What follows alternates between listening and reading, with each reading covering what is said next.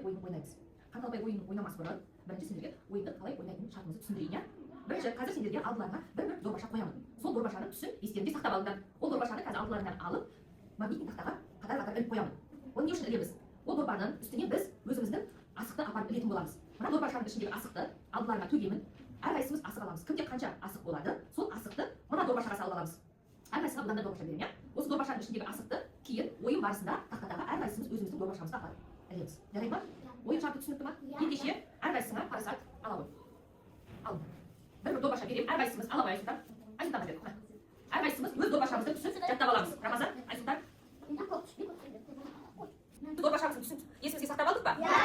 Қазір өздеріңнің дорбашаларының үстіне ұтқан асықтарыңды апарып жабыстырасыңдар. Түсіндік па? Балалар, алдымыздағы дорбаны тақтаға ілдік, иә? Енді сендерге менің қолымдағы дорбаны таратамын. Парасат ала ғой. Балалар, яғни дорбаның ішіндегі бұл асық хан асық деп аталады, иә? Бұл хан асықты да осы асықтардың ішіне саламын. Барлығын ортаға төгемін. Таласпаймыз, бәрімізге жетеді. Ортадан асық аламыз да, кімде қанша асық бар, алдымыздағы дорбамызға салып отырамыз. Жарайды ма?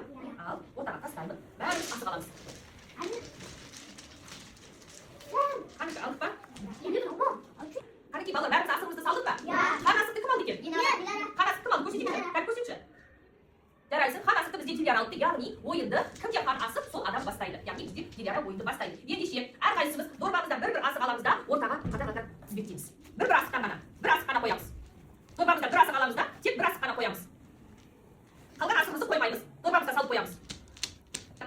Қазір бізде хан асық Дилярада болғандықтан Диляра бастайды ойын, иә? Егер Диляра асықты атқан кезде асығы құлаған болса, мына картаның бетіне мен асықтан қойып қоямын. Иә? Қанша асық құлатады Диляра? Осы жерден асық алады да өзінің дорбасына апарып іледі. Осылай кезек-кезек асықты ату арқылы өзіміздің дорбамызға келіп асық ілеміз. Ең соңында кімде көп асық болады, сол бала жеңімпаз болады. Түсіндік па? Дорбамыздан асығымызды санаймыз. Ой, ұтылып қалдым. Ұтылған асықты тігіп қоямыз. Келесі. Бір асық жақсы өзі. Келесі. О, ертаң жарайсың, барлық асықты бірден құлатты. Қанша асық? Көрсетші, 4 асық.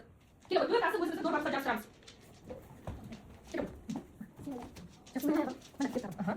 Жарайсың. Бізде ең соңғы асықтың бәрін ертаңын алдып түсірді. Яғни бізде енді ойын бітті. Кім бізде қанша асық атты? Көрейік. Кім көп асық атты екен? Диляра 1 асық, Нұрислам 3 асық, Рамазан 4 асық, Айсұлтан 3 асық, Ұлдана 4 асық, Амина 3 асық. Бізде ең көп атқан ертарғын екен. Яғни ертарғында асық көп. 1, 2, 3, 4, 5, 6, 7 асық атты. Яғни бізде бүгін жеңімпаз ертарғын. Қанталапай ойында жеңімпаз болған ертарғын. Жарайсың ертарғын. Сендерге ойын ұнады ма балалар?